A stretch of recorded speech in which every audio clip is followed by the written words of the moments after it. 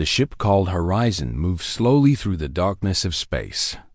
Inside, Park Jinu stood near a window and watched the alien planet grow bigger. The planet was called Sereth, and it was beautiful. It had purple clouds and green oceans. 3 moons circled around it like silent guards. Jinu was 29 years old. He was not a soldier or a politician. He was a xenobiologist, a person who studied alien life. He had spent 5 years learning about the Valari, the species that lived on Sereth. He knew their language. He knew their customs. He knew that they were dangerous. The Valari were a warrior race. They were tall, most of them over 7 feet. Their skin was violet, and it glowed softly in the dark. Their eyes were gold, like coins made of fire. They had ruled 3 star systems for 1,000 years.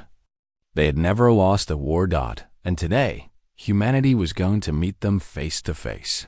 Ambassador Nari Kim walked up behind Jinu. She was a small woman with gray hair and sharp eyes. She had negotiated peace treaties on 5 different worlds. Nothing scared her. "Are you ready?" she asked. Jinu turned to look at her. "I studied everything I could find about them. Their history, their biology, their mating rituals. Their what? Their what?" Nari raised an eyebrow. "Their mating rituals," Jinu repeated. "It is important. Their society is matriarchal. Women rule everything. Queens choose their mates through ancient ceremonies. Once a queen claims a male, the bond cannot be broken. It is law." Nari shook her head. "Let us hope that does not become relevant today. We are here to negotiate trade routes, not marriages." Jinu smiled nervously. "Of course." The ship landed 1 hour later. The landing bay was made of black stone that sparkled like it had stars trapped inside. Hundreds of Valari stood waiting. They wore armor made of silver metal, and they carried weapons that hummed with energy. At the center of them all stood the queen. Her name was Yona. Jinu had seen pictures of her, but pictures did not capture the truth. She was 7 feet tall and moved like water flowing downhill. Her violet skin glowed brighter than the others. Her golden eyes looked at the human delegation like she was examining insects, but she was also smiling. It was a small smile, full of sharp teeth. "Welcome to Sereth," she said. Her voice was deep and smooth. "We have waited a long time to meet the humans." Nari stepped forward and bowed. "Queen Yona, we are honored. The United Nations of Earth hopes this meeting will begin a friendship between our peoples." Friendship. Yona tasted the word like it was strange food. An interesting concept. Among the Valari, friendship is earned through blood and battle. How do humans earn it? "Through trust," Nari said. "Through keeping our promises." Yona studied her for a long moment. Then she nodded. "We shall see." The ceremony began. It was held in the Grand Hall of the Royal Palace. The ceiling was so high that Jinu could not see the top. Banners hung from the walls, each one showing the history of a Valari victory. There were many banners. Jinu stood behind Ambassador Nari, trying to look professional. His job was simple: listen, translate if needed, and stay out of trouble. He was very bad at staying out of trouble. The ceremony was beautiful. Valari dancers moved across the floor like flames. Musicians played instruments that sounded like thunder and rain mixed together. Queen Yona sat on a throne made of crystal, watching everything with her golden eyes. Jinu watched her too. He could not help it. She was fascinating. Every movement she made was precise and powerful. When she spoke, everyone listened. When she was silent, everyone waited. She caught him looking. For one terrible second, their eyes met. Jinu felt his heart stop. Yona tilted her head slightly, like a predator that had spotted something interesting. Then she looked away. Jinu breathed again. The ceremony continued. Speeches were made. Gifts were exchanged. Everything was going perfectly. Then the lights went out. It happened so fast that Genu barely understood it. The hall fell into darkness. People screamed. Energy weapons fired, painting the air with lines of blue light. Genu could not see. He could only hear chaos all around him. Then he saw it. A figure in black, moving through the shadows toward the throne. The figure raised a weapon that glowed with sickly green light. The weapon pointed at Queen Yona. Jinu did not think. He did not calculate. He did not consider the diplomatic consequences. He ran. His body moved before his mind could catch up. He crossed the distance in seconds. The figure fired. Genu threw himself at the queen, wrapping his arms around her and pulling her to the ground. The energy bolt missed her. Head by inches, it hit Genu's shoulder instead. The pain was unlike anything he had ever felt. It burned through his flesh like acid and fire combined. He screamed, but he did not let go of the queen. He kept his body between her and the attacker. Guards flooded the room. The lights came back on. The attacker was captured, but no one was looking at the attacker. Everyone was looking at Jinu. He was lying on top of the queen of the Valari Dominion. His blood red, human blood was dripping onto the white marble floor. Onto her. In Valari culture, red was the color of sacred fire, the color of divine favor, the color of destiny. Jinu, you tried to move, but the pain was too strong. I am sorry, he whispered. Are you hurt? Queen Yona stared at him. Her golden eyes were wide. Her mouth was slightly open. She looked shocked, and Genu suspected that she was not shocked very often. Slowly, she stood up. Genu rolled off her and lay on the floor, bleeding and confused. The entire hall was silent. Hundreds of Valari stood frozen, watching their queen. Yona looked at Genu.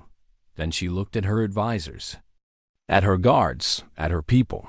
When she spoke, her voice rang through the hall like a bell. This is my mate. Genu blinked.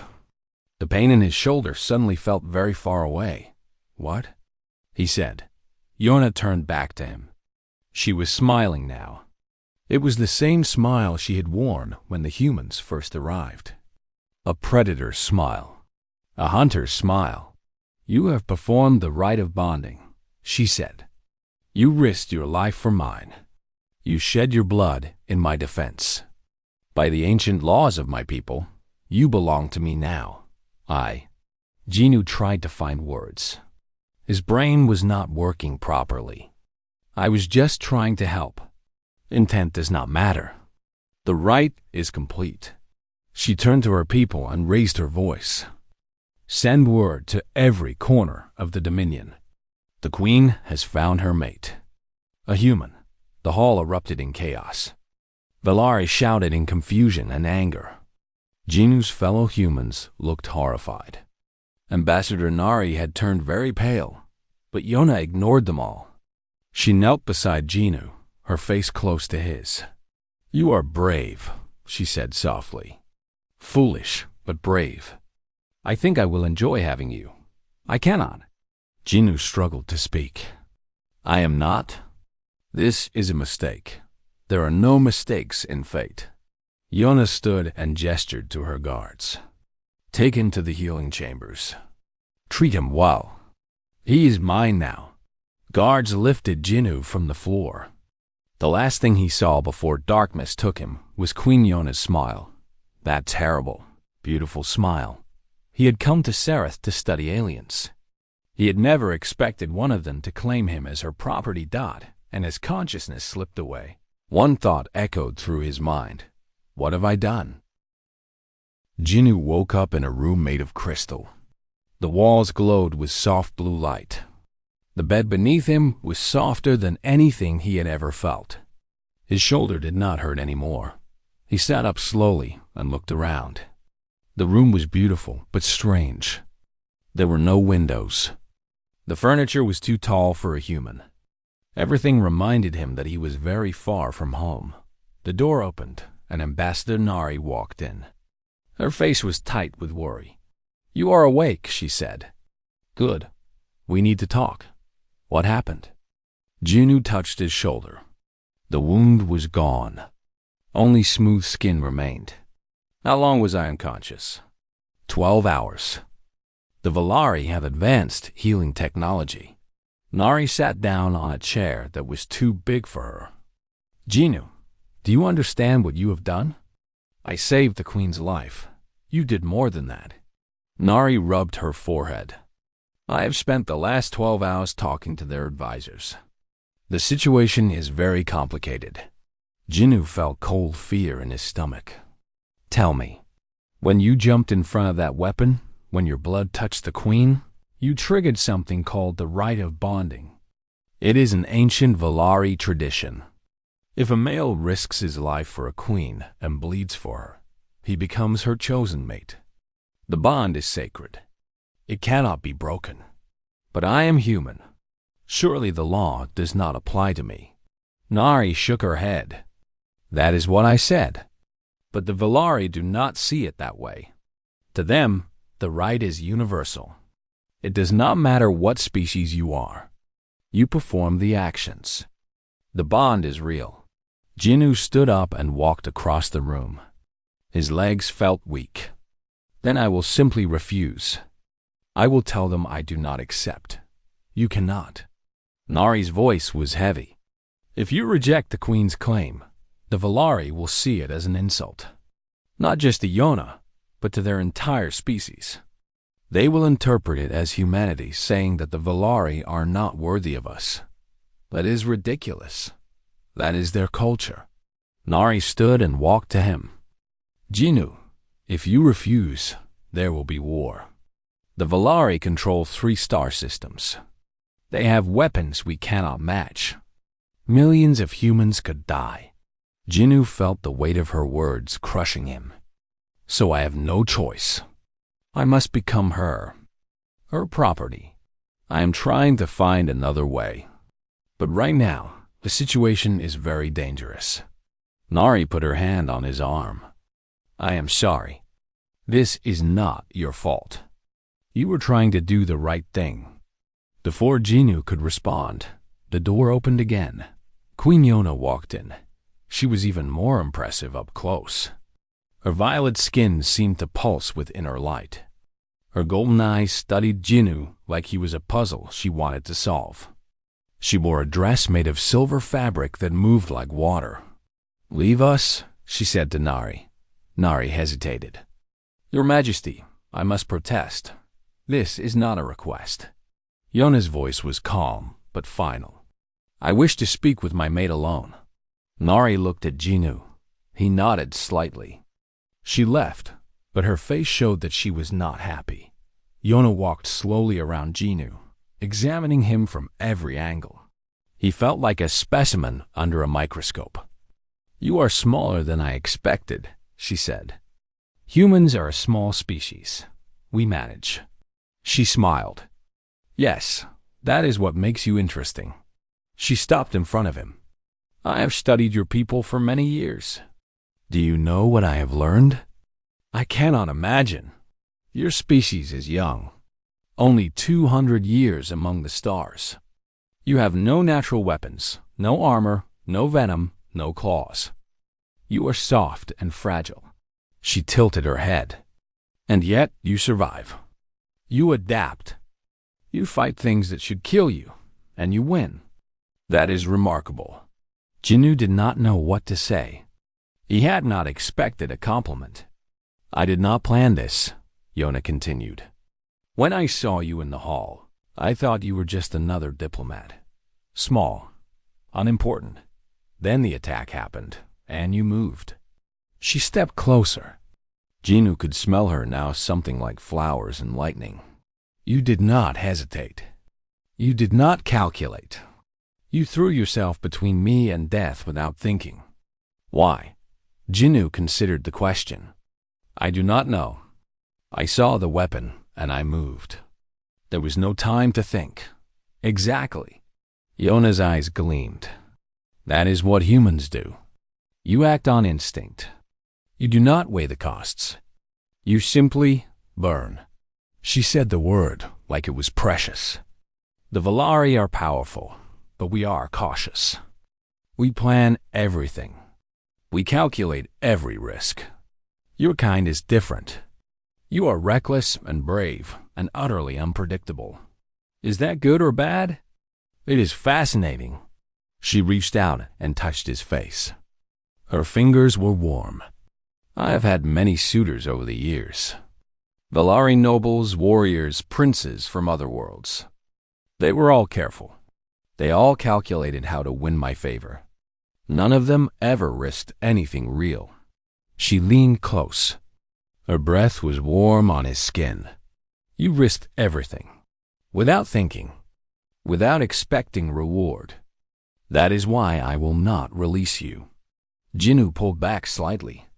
Your Majesty, I am not trying to insult you or your people, but I cannot simply accept being claimed like property. I am a person, not a prize. I know. Yona did not seem offended. That is another thing I like about humans. You have fire in your hearts. You do not submit easily. She walked to the window that was not there and touched the crystal wall. My advisors think I am foolish. They say a human cannot be a proper mate for a queen. They say you are too weak, too small, too different. Maybe they are right. Yona turned back to him with a sharp smile. They are wrong. I'm never wrong about these things. She walked back to him. But I understand your concern. You did not choose this. You feel trapped. Yes, then I will offer you a choice. She held up one finger. There is an ancient tradition called the trials of worth. When a potential mate is uncertain, he can attempt the trials. They are tests of strength, cunning, and wisdom. If you complete them, you will have proven yourself worthy by your own actions, not just by accident. And if I fail, then the bond is void. You will be free to leave. No war, no consequences. Jinnu felt hope for the first time since waking up. That sounds fair. There is one more thing. Yona's smile faded slightly. The trials are dangerous. Very dangerous. Many Valari males have died attempting them. No alien has ever tried. What are my chances? Honestly? Perhaps 40%. Maybe less for a human. She studied his face. But I saw how you moved in the hall. You have something special inside you. I believe you might surprise everyone. Jinnu thought about his options. He could refuse the trials and become property. He could reject everything and start a war. Or he could risk his life for a chance at freedom that it was not really a choice. I will do it, he said. I will attempt the trials. Yona's smile returned, bright and dangerous. I hoped you would say that. The door opened, and a Valari warrior walked in. He was massive, easily 8 feet tall, with scars covering his arms and face. His golden eyes looked at Jinnu with open contempt. This is Commander Taiho, Yona said. He leads my royal guard. He will oversee your trials. Taiho stepped forward until he was directly in front of Jinnu. He had to look down to meet the human's eyes. The trials have a mortality rate of 60%, Taiho growled. That is for Valari. For a creature like you, I give you 1 day before something eats you. Jinnu refused to step back. I guess we will find out. Taiho made a sound that might have been a laugh. Brave words from a small thing. I almost hope you survive long enough for me to kill you myself in the second trial. Taiho. Yona's voice was sharp. He is still my claimed mate. You will show respect. As you command, my queen. Taiho bowed to her, but his eyes stayed on Jinnu. They were full of promises. None of them were good dot after they left. Jinnu stood alone in the crystal room. His hands were shaking. He had just agreed to risk his life in alien death trials to escape being married to an alien queen. 3 weeks ago, he had been studying plant samples in a laboratory on Mars. How had his life gone so wrong so quickly? He walked to the wall and pressed his forehead against the cool crystal. Somewhere out there, Earth was spinning around its sun, full of people who had no idea what was happening to him. He missed home. He missed normal. He missed not being claimed by terrifying alien royalty. But he was stuck here now. And the only way out was through tomorrow. The trials would begin. Jin. Yu closed his eyes and made a silent promise to himself. He would survive. He would pass these tests. He would prove that humans were not weak or small or unworthy. And then he would go home and never leave Earth again. It was a good plan. He just hoped the universe would let him follow it. The first trial was called the Hunt. Jin. Yu stood at the edge of a massive forest. The trees were blue, and they stretched so high that their tops disappeared into purple clouds. Strange sounds came from the shadows. Things moved between the trunks, watching him with glowing eyes. Commander Taiho stood beside him, holding a small knife. "The rules are simple," Taiho said. "Somewhere in this forest is a beast called a Korath. It is the most dangerous predator on our world. You must find it and make it submit to you." "Submit?" Jinu looked at the tiny knife. "How am I supposed to make a giant predator submit?" "That is your problem." Taiho dropped the knife at Jinu's feet. "You cannot kill it. Killing it means failure. You must dominate it through strength or cunning. Many have tried. Most have died." Jinu picked up the knife. It was barely longer than his hand. "What does a Korath look like?" Taiho smiled cruelly. "You will know when you see it. If you survive long enough." Then he walked away, leaving Jinu alone at the forest's edge. For a long moment, Jinu just stood there. The forest seemed to breathe around him, alive and hungry. Every shadow could hide death. He was a xenobiologist. He had studied alien creatures his whole career. He had read about Korath in the files: 6 legs, armored skin, claws that could cut through steel. They were apex predators, the top of the food chain on Sereth. But he also knew something else about them. Something that Taiho probably did not expect him to know. Jinu entered the forest. The first hour was terrifying. Every sound made him jump. Every movement in the shadows sent his heart racing. He was not a hunter or a soldier.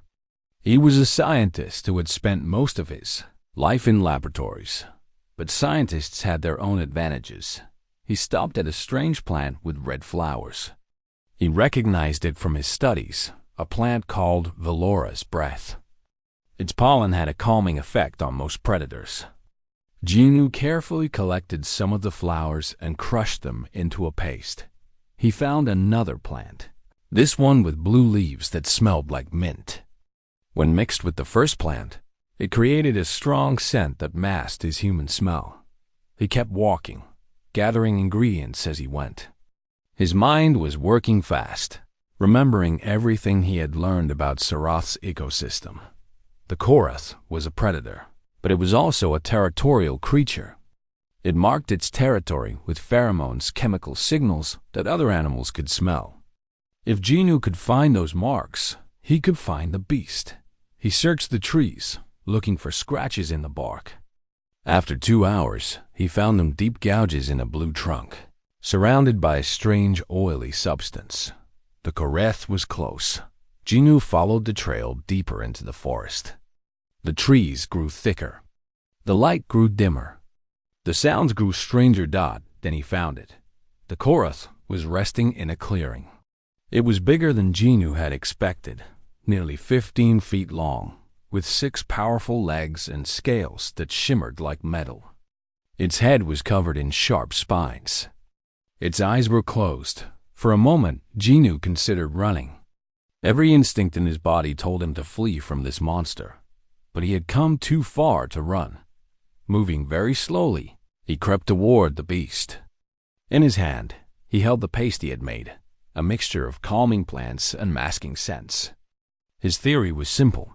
If he could approach without triggering the Korath's hunting instincts, he might be able to reach it before it attacked. 10 feet away, The Korath's ear twitched. 5 feet away. Its eyes opened. Jinu froze. Golden eyes, almost like a Valari's, stared at him. The beast's muscles tensed. It was going to attack. "Easy," Jinu whispered. He held out his hand with the paste. "I am not here to hurt you." The Korath sniffed.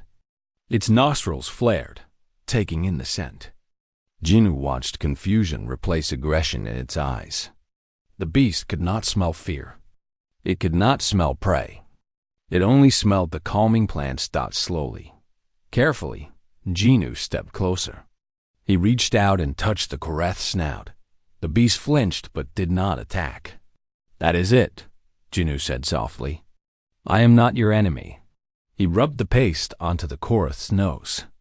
The effect was immediate. The creature's muscles relaxed. Its eyes grew calm.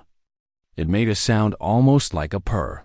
Then, to Jinu's shock, the Korath lowered its head to the ground.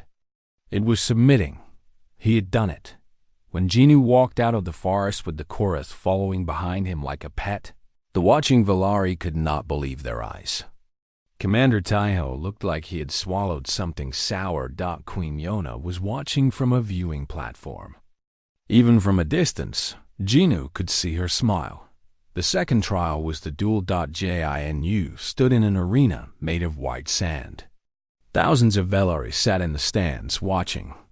They had come to see blood. Commander Taiho stood across from him, holding 2 curved swords. He was shirtless, and his scarred body looked like a weapon itself. "The rules are simple," an announcer called out. "Fight until one warrior yields or cannot continue. Killing is permitted but not required." Jinu held a single sword that he had been given. It felt heavy in his hands.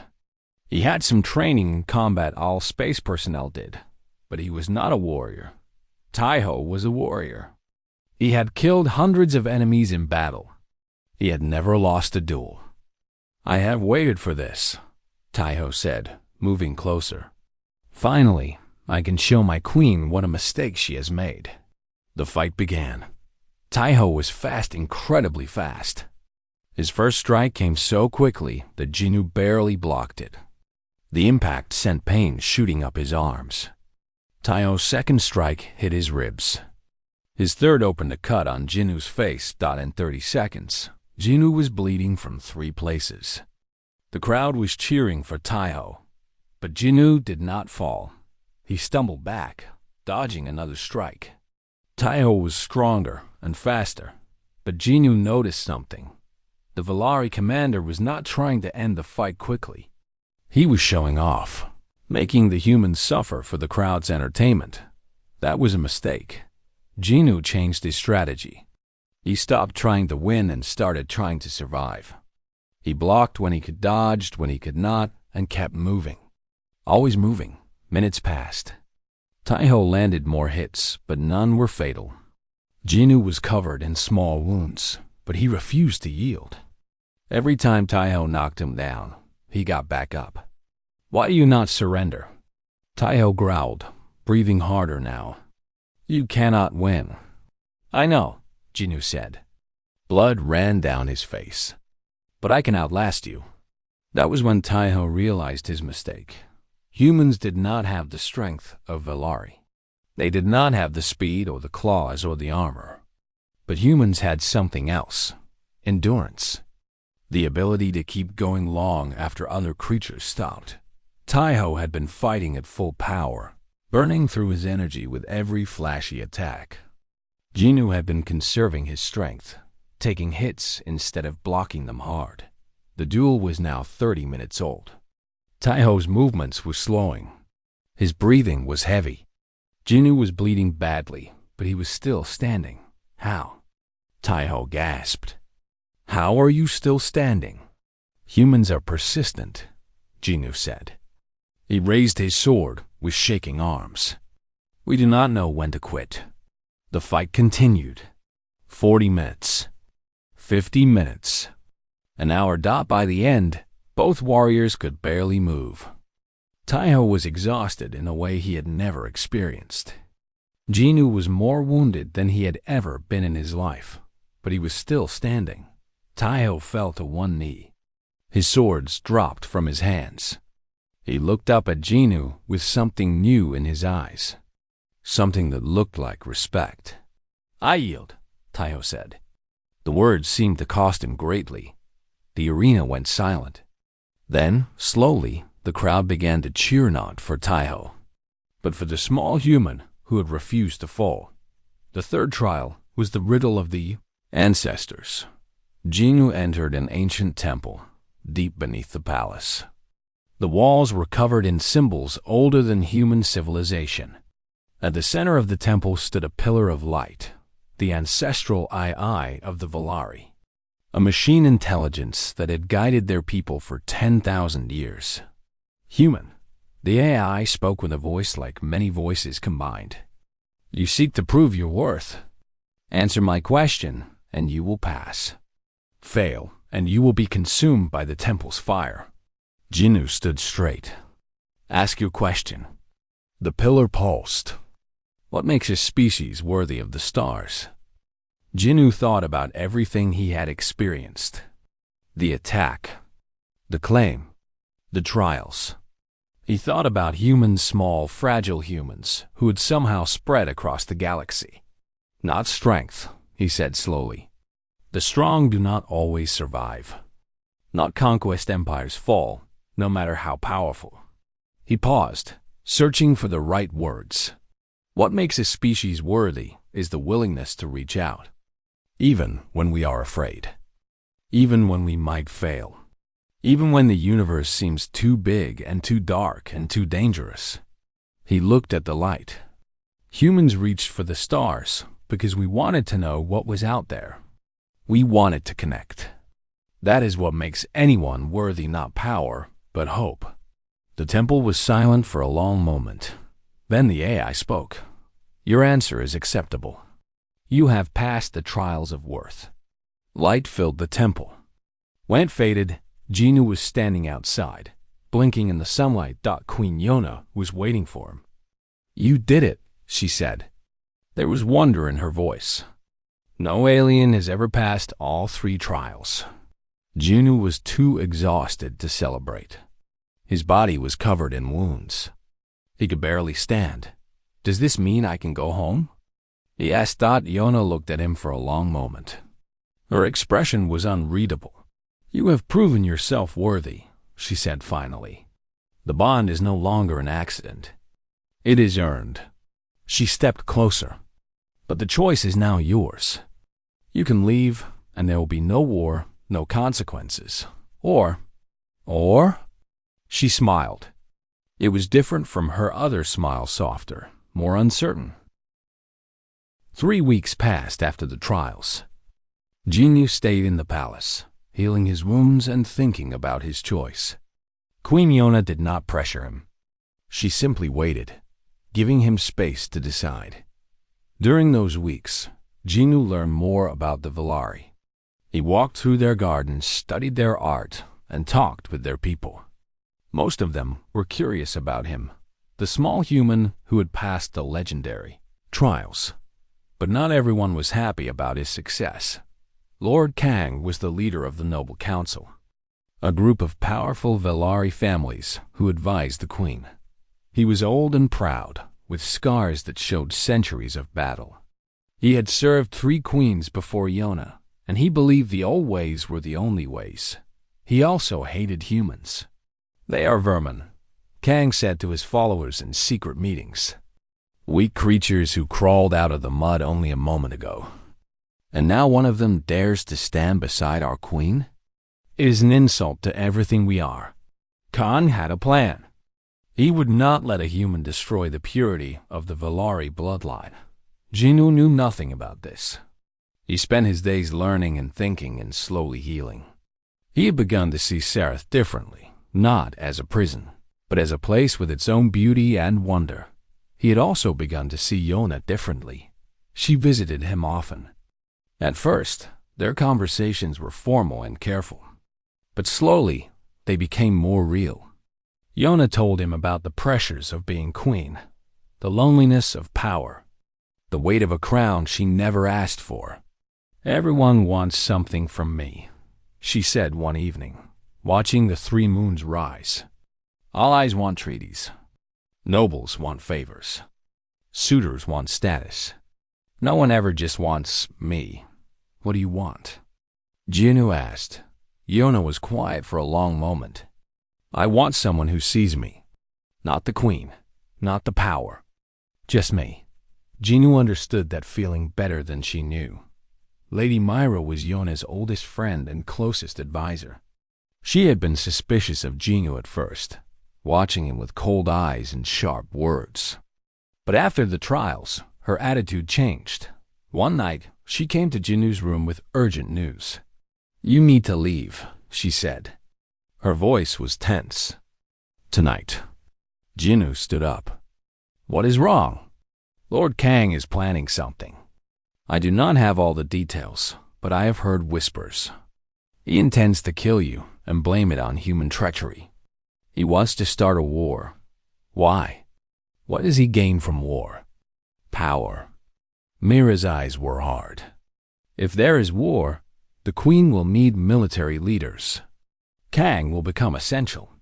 He can use the conflict to take control, to push Yona aside. He has been waiting for an opportunity like this." Jinu felt cold fear wash over him. "Does Yona know?" "Not yet. Kang has been careful, but I have spies in his household." She grabbed his arm. "Please, you must run.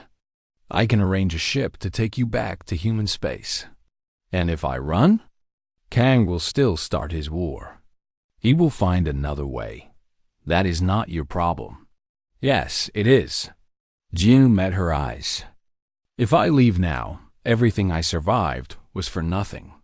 The trials, the wounds, the pain, all meaningless. And Yona will be alone, facing enemies she does not even know about." Myra stared at him. "You care about her. Actually care." Jinu did not answer. He did not need to. "Fine." Mira released his arm. "Then we do this the hard way. We need proof of Kang's conspiracy. Without it, no one will believe us. Where do we find proof? Kang has a stronghold in the northern mountains. If he is planning something this big, there will be records, communications, orders, evidence. We need to get inside and find them. How do we do that?" Myra smiled grimly. "I have a few ideas." The mission was dangerous. Kang's stronghold was heavily guarded, and they would be killed on sight if caught. But Jinu and Mira had advantages: her knowledge of Valari, security systems, and his human creativity. They traveled north under cover of darkness. The stronghold was built into the side of a mountain, a fortress of black stone and glowing shields. Guards patrolled every entrance. "There is a service tunnel on the east side," Myra whispered. "It is used for waste disposal. The guards do not watch it closely, because it smells terrible?" "Yes," Jinu sighed. "Of course." They crawled through tunnels that smelled like death. Jinu gagged multiple times, but he kept moving. Mira seemed unaffected. Valari had a weaker sense of smell than humans. Finally, they emerged inside the stronghold. The corridors were dark and empty at this late hour. Myra led the way, moving like a shadow. Jinu followed as quietly as he could. They found Kang's communication center after an hour of searching. The room was filled with screens and equipment, all humming with data. "I will download everything," Myra said, plugging a device into the main console. "Keep watch." Jinu stood by the door, his heart pounding. Every second felt like an hour. He expected guards to appear at any moment. "Got it." Myra pulled out the device. "We have enough evidence to." The lights came on. Guards flooded the room, a dozen Valari warriors with weapons raised. Behind them walked Lord Kang himself, smiling like a predator who had caught its prey. "Lady Myra," Kang said, "I expected better from you. Did you really think I would not know about your spies?" Mira pulled out a weapon, but there were too many guards. They were surrounded. "Take the female to the cells," Kang ordered. "But the human, bring him to me." Guards grabbed Genu and dragged him forward. Kang studied him with disgust in his golden eyes. "You have caused many problems, little creature. You have confused my queen, embarrassed our warriors, and made our people question ancient traditions." He leaned close. "But that ends tonight." They threw Genu into a dark room and chained him to a wall. The chains were tight enough to cut into his skin. He could not move. Kang entered, carrying instruments that Genu did not want to think about. "I am going to ask you questions," Kang said calmly. "You are going to answer them. And then you are going to die. And we will tell everyone that humans attacked our queen's mate, that your species is treacherous and dangerous and must be destroyed. They will not believe you. They will believe evidence. I have recordings, documents, all fabricated, but very convincing." Kang picked up a blade that glowed with heat. "But first, I want to understand. What is it about you that fascinated my queen? What makes you special?" "Nothing," Genu said. "I'm just a scientist who was in the wrong place at the wrong time. Humble. I expected arrogance." Kang pressed the blade against Genu's arm. Pain exploded through his body. "Tell me about human military positions. Your fleet locations. Your weapon capabilities. I do not know any of that." The blade moved to his chest. More pain. "I am a patient creature," Kang said. "We have all night." The torture lasted for hours. Genu screamed until his voice was gone. He bled until his vision blurred. But he did not talk. He did not give Kang anything. Some part of his mind wondered why he was protecting a species that was not his own, a queen who had claimed him against his will. But the answer was simple, because it was right. Because innocent people would die if he talked. Because humans did not betray their friends, even alien friends, even friends they had only known for weeks. When dawn approached, Kang grew frustrated. "Why do you not break?" he demanded. "Every creature breaks eventually. Pain is universal." Genu looked at him through swollen eyes. Blood dripped from his wounds. His body was ruined. "You do not understand humans," he whispered. "We are stubborn. It is our worst quality." Before Kang could respond, an explosion shook the stronghold. Alarms screamed. Guards ran past the door, shouting about an attack. Then the wall exploded inward. Queen Yona stepped through the smoke and fire.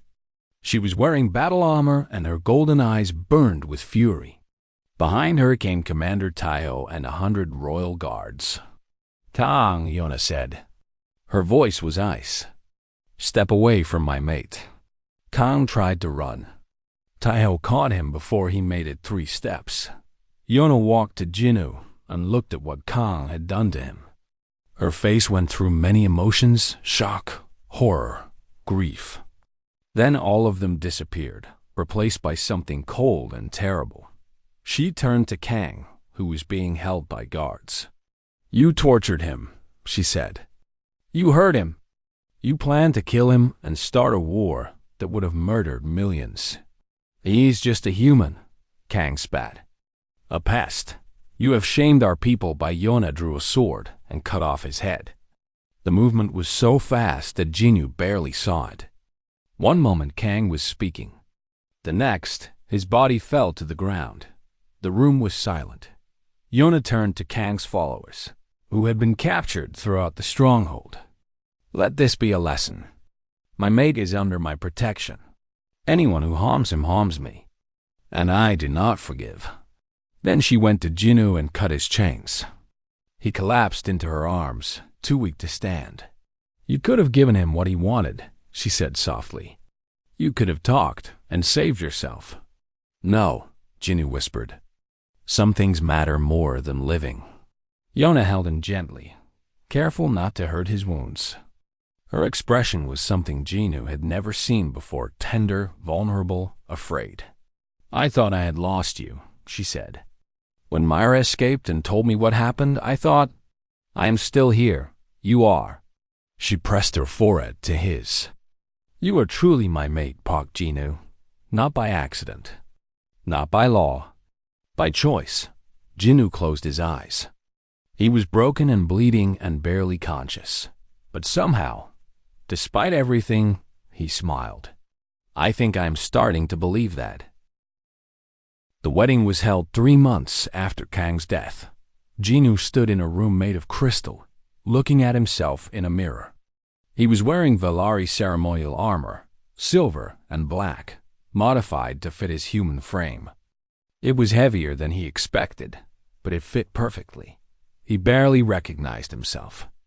The scared scientist who had arrived on Seraph felt like a different person. That man had been small and uncertain, always calculating, always careful. This man had faced death, survived torture, and won the respect of warriors. This man was about to marry a queen. You look nervous, Commander Taiho said from the doorway. Jinu turned. Their relationship had changed since the trials. The hostility was gone, replaced by something like friendship. I am nervous, Jinu admitted. Is that strange? Taiho walked into the room. No, I was nervous on my wedding day too. You are married? I was. Taiho's expression grew distant. She died in battle many years ago. A good death. A warrior's death. I am sorry. Do not be. She lived with honor and died with glory. I will see her again in the next world. Taiho looked at Jinu. I want to tell you something. When you first arrived, I thought you were weak. A soft creature from a soft species. I wanted you to fail the trials. I wanted to see you broken. I remember. I was wrong.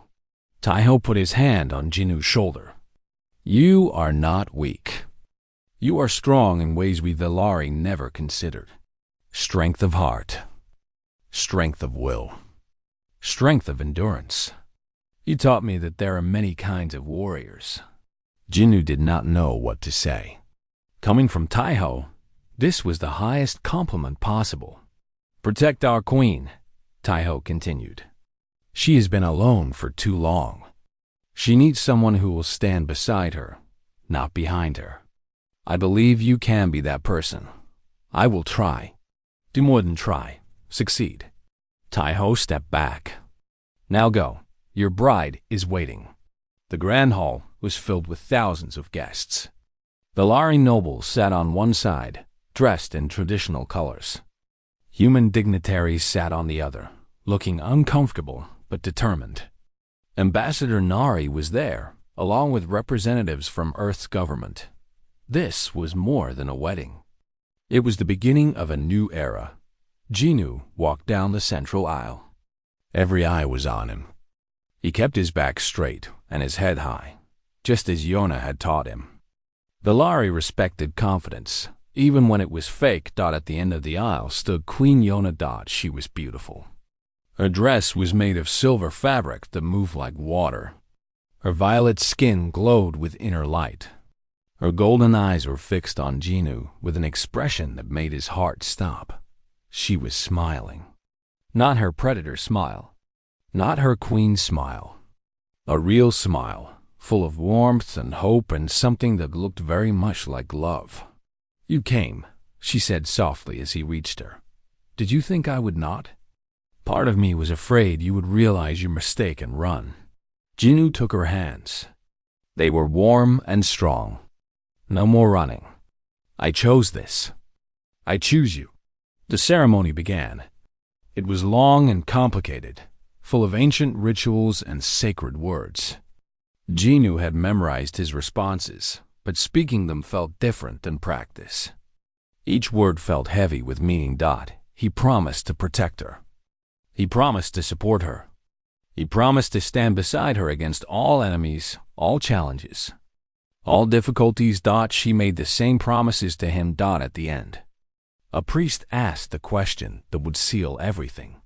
Do you, Queen Yona of the Velari Dominion, take this human as your mate, your partner, your equal in all things? Yona looked at Gino. I do. And do you, Park Jinu of Earth? Take this queen as your mate, your partner, your equal in all things? Jinu thought about everything that had brought him here. The accident, the claim, the trials, the torture, the choice.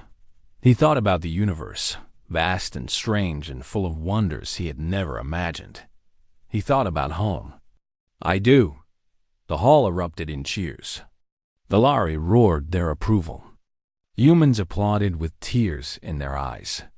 Two species so different, united by the bond between two people who should never have met. Ambassador Nari approached after the ceremony. Her eyes were wet. You did it, she said. You actually did it. Did what? Something that will change history. She gestured at the crowd Valari and humans talking, laughing, sharing food and stories. Look at them. 3 months ago, we were strangers at best, enemies at worst. Now we are allies, friends, family. Jinu watched a Valari warrior teaching a human child about Sarath's moons. He watched a human scientist discussing plants with a Valari scholar. He watched his people and her people becoming something new. I just survived, he said. The rest happened on its own. That is not true. Nari touched his arm. You showed them what humans are. Not through weapons or technology, but through who you are. You showed them courage, endurance, compassion. You showed them that we are worthy of respect. HFY, Jinu murmured. What? Nothing. Just something I remembered from Earth. Later that night, Jinu stood on a balcony of the royal palace. 3 moons hung in the purple sky, painting everything in silver light.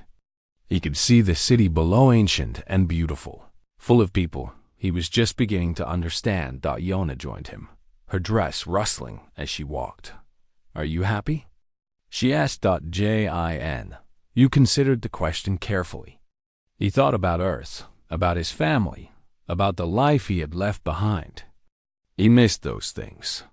He would always miss them, but he also thought about the life ahead of him. The adventures, the challenges, the discoveries. The woman standing beside him, fierce and beautiful and utterly unlike anyone he had ever known. Yes, he said. I am happy. Yona moved closer, her arm wrapping around his waist. I want to tell you something. When I first claimed you, it was instinct.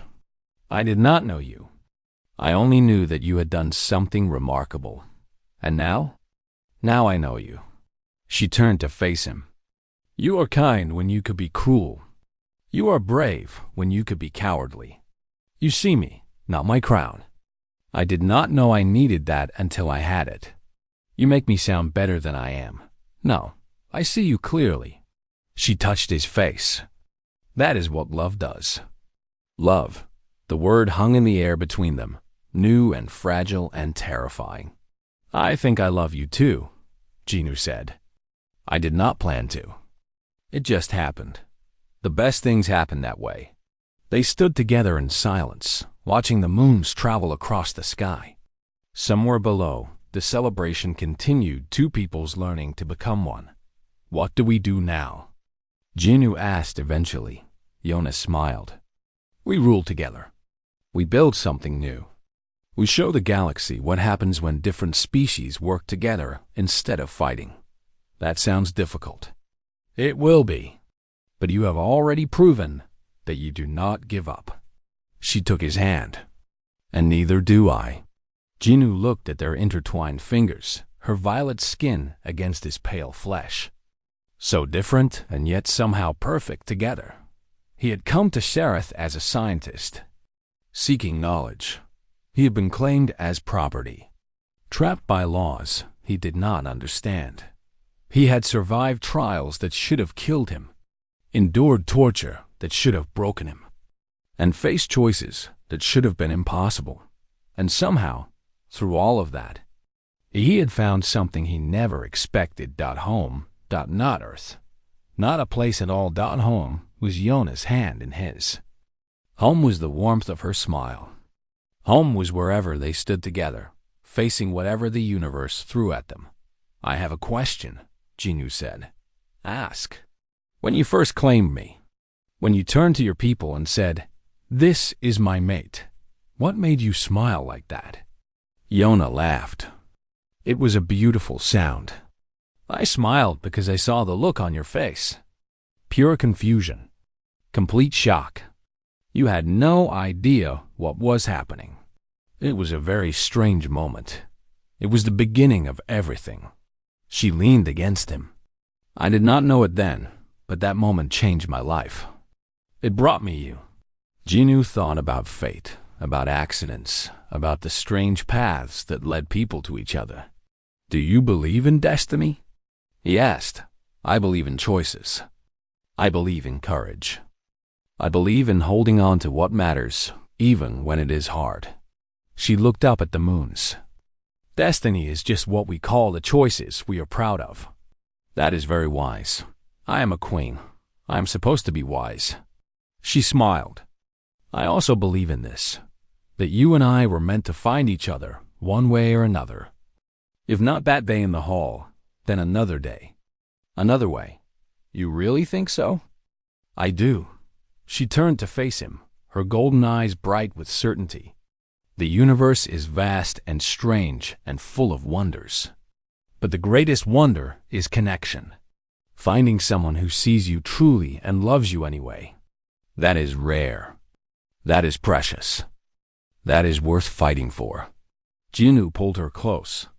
"I agree." They kissed under the 3 moons of Sereth, a human and a queen. 2 people from different worlds who had somehow become one.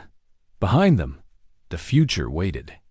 There would be challenges ahead, difficult decisions, moments of doubt and fear. Building a bridge between 2 species was not easy work, but they would face it together. That was the human way. Stubborn, hopeful, refusing to give up, even when the odds seemed impossible. And now, it was the Valari way too. The universe was watching. History was being made. Legends were being born. But on that balcony, in that moment, none of that mattered. There was only Jinnu and Yona. Standing together in the moonlight, there was only love. There was only home. And that was enough.